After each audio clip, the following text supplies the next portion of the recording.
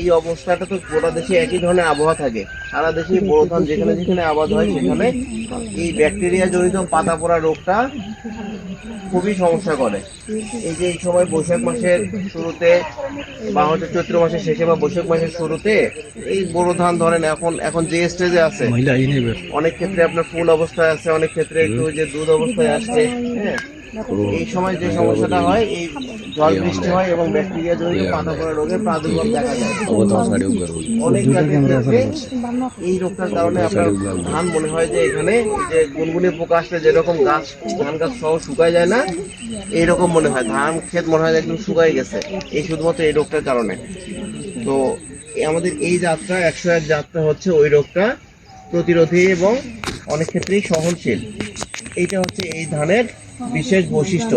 এই জন্য আমরা এটাকে বলছি ঘাত সহনশীল একটা ধানের জাত হচ্ছে এই বিধান 101। আর এইটার আপনারা দেখতে পাচ্ছি কি এটার ধানটা কেমন, চিকন না মোটা?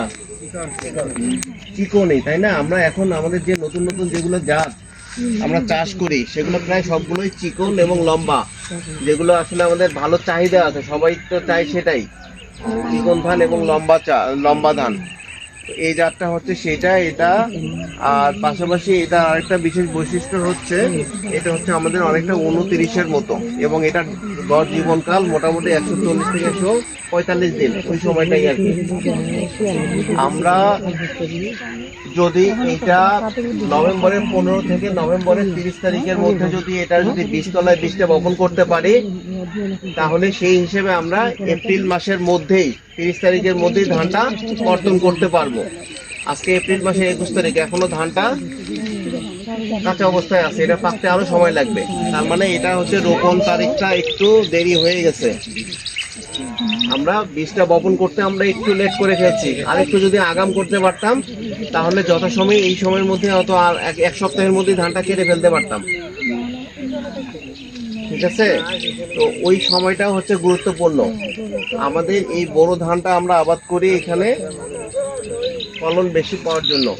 বোরো ধানে কিন্তু ফলন বেশি হয় অন্যান্য আমন ধানের চেয়ে বা আউশের চেয়ে, কিন্তু এই ফলনটা নিশ্চিত করতে গেলে আপনাকে আরো কয়েকটা জিনিস খেয়াল করতে হবে। সেটা হচ্ছে আমার কোন সময় আমি বীজটা বপন করছি, বীজতলায় কোন সময় বপন করতেছি, এবং চারার বয়সটা খুবই গুরুত্বপূর্ণ।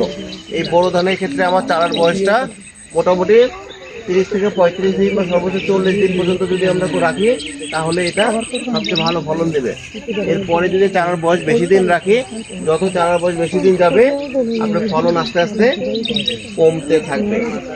এর পরবর্তীতে আমরা জমিতে প্রথম চারা লাগালাম, চারা লাগানোর পরে মোটামুটি 1.5 মাস পর্যন্ত 40-45 দিন পর্যন্ত আপনার জমিটাকে আগাছা মুক্ত রাখতে হবে, কেননা